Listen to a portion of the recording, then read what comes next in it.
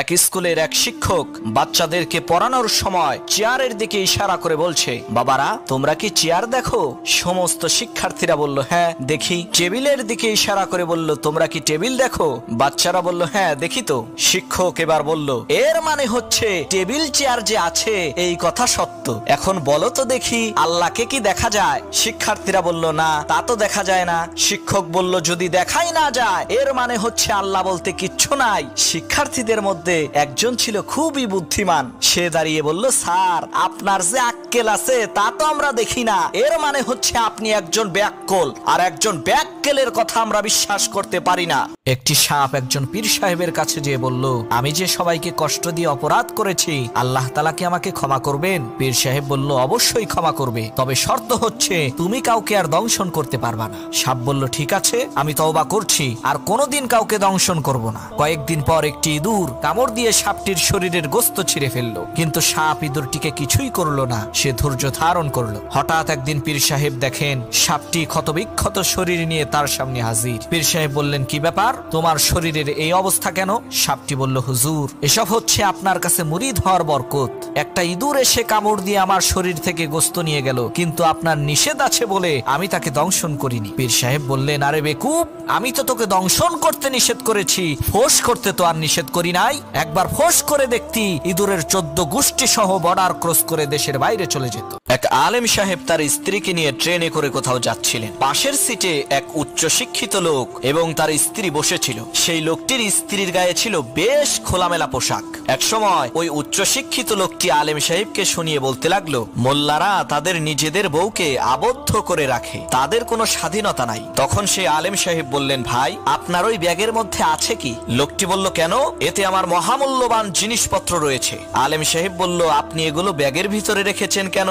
লোকটি বলল, চোর এবং খারাপ লোকদের হাত থেকে বাঁচতে লুকিয়ে রেখেছি। তখন আলেম সাহেব বললেন, আমি আমার বউকে এভাবেই যত্নে লুকিয়ে রেখেছি যাতে তার দিকে কোনো খারাপ মানুষের নজর না পড়ে, কারণ আমার কাছে আমার স্ত্রী টাকা পয়সার চাইতেও বেশি মূল্যবান, আর আপনার কাছে আপনার স্ত্রী ধন সম্পদের চাইতে মূল্যবান নয়। তাই তো আপনি আপনার টাকা পয়সা যত্নে লুকিয়ে রেখেছেন আর স্ত্রীকে রেখেছেন খোলামেলা। এই কথা শুনে লজ্জায় লোকটির মাথা নিচু হয়ে গেল। এক রাজা তার রাজ্যের মধ্যে শস্য ক্ষেত পরিদর্শনে গেলেন মন্ত্রীকে সাথে নিয়ে।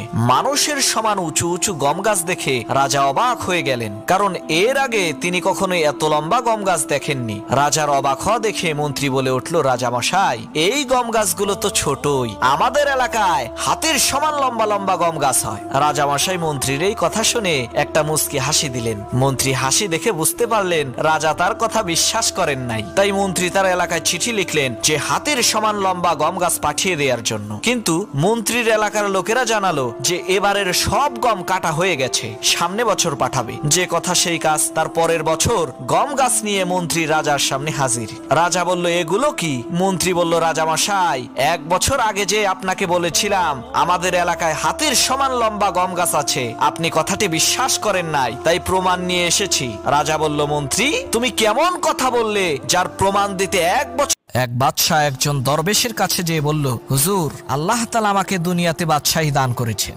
এখন আমি কি করলে আল্লাহ তাআলা আখিরাতেও আমাকে বাদশাহ বানাবেন? সেই দরবেশ বলল, আপনার গুনাহ ছেড়ে দিতে হবে। বাদশাহ বলে, হুজুর গুনাহ কিভাবে ছাড়বো?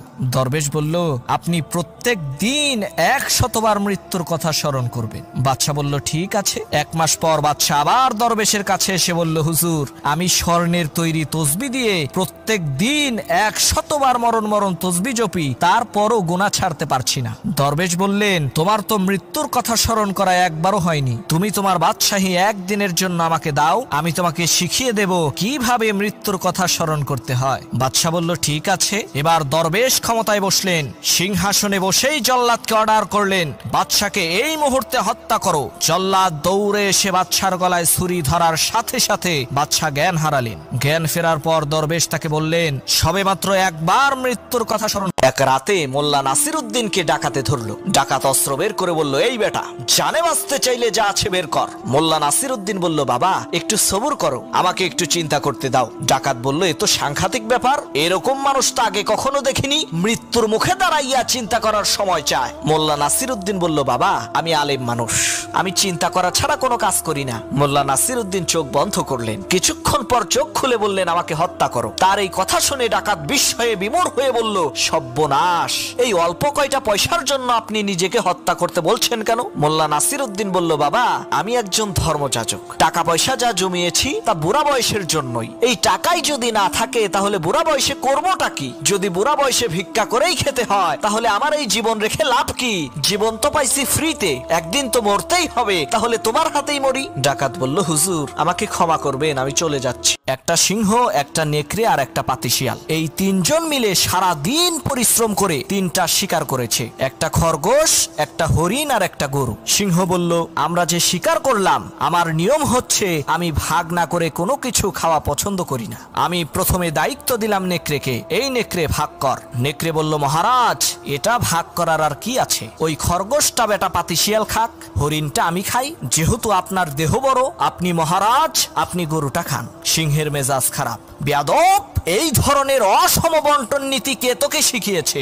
এক থাপ্পড় মেরেছে, নেকড়ের কল্লা 50 হাত দূরে যেয়ে পড়ছে। এবার সিংহ শিয়ালকে বলছে, এই শিয়াল ভাগ কর বেটা। শিয়াল কয়, মহারাজ এর মধ্যে ভাগ করার কিছু নাই, আপনি ব্রেকফাস্ট করবেন খরগোশ দিয়ে, লাঞ্চ করবেন হরিণ দিয়ে, আর ডিনার করবেন গাভী দিয়ে। মহারাজ খুব খুশি। হে রে শিয়াল রে, এত ইনসাফ ভিত্তিক বন্টন নীতি কে তোকে শেখালো রে? শিয়াল বলে, কিছুক্ষণ আগে যে এক ছেলে রাস্তা দিয়ে হেঁটে যাওয়ার সময় দেখলো একটি গাছের ডালে একটি পাখি বসে ডাকছে। পাখির এই অদ্ভুত ডাক শুনে ছেলেটি সেখানেই দাঁড়িয়ে গেল। কিছুক্ষণ পর সেখান দিয়ে একটি ভ্যান যাচ্ছিল। সেই ভ্যানে ছিল 4 জন লোক, একজন হিন্দু ভ্যান চালক, একজন কৃষক, একজন কুমার আর একজন হুজুর। সেই ছেলেটিকে গাছের দিকে চেয়ে থাকতে দেখে সেই হিন্দু ভ্যান চালক বলল, কিরে কি দেখিস? ছেলেটি ভ্যান চালককে বলল, কাকা দেখেন তো এই পাখিতে কয় কি? সেই হিন্দু ভ্যান চালক বলল, পাখিতে কয় হরে কৃষ্ণ রাধা। সাথে সাথে কৃষক বলল, ধুরমিয়া, পাখিতে কয় পেঁয়াজ রসুন আদা। কুমার বলল, আমি স্পষ্ট শুনছি পাখিতে কয় হাড়ি পাতিল খাদা। আর হুজুর বলল, না রে ভাই, পাখিতে কয় আল্লাহ রসুল খোদা।